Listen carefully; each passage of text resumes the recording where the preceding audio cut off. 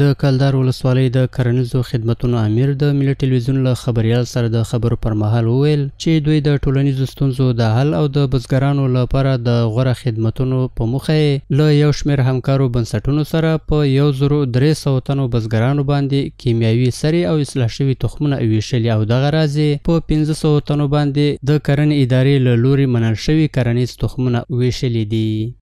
کلدار ولسوالۍ کې دهقانانو ته موږ سږ کال یو 1300 کسانو ته موږ یو واره کوټ او غنم ورسره تصدیقي غنم توزیع کړله او دومه پلا بیا داسې یو 1500 کسانو ته مو بیا هم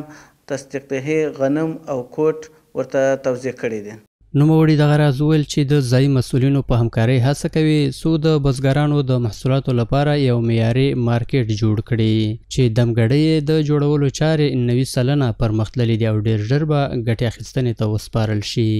الحمدلله دلته کلدار ولسوالۍ کې د کنجدو او زغرو لپاره یو ډېر ښایسته او استاندار مارکیټ جوړ شوی چې هغه د 24 دوکانه دي. الحمدلله کارونه اوس نو دا د 90% سوي دي او 10%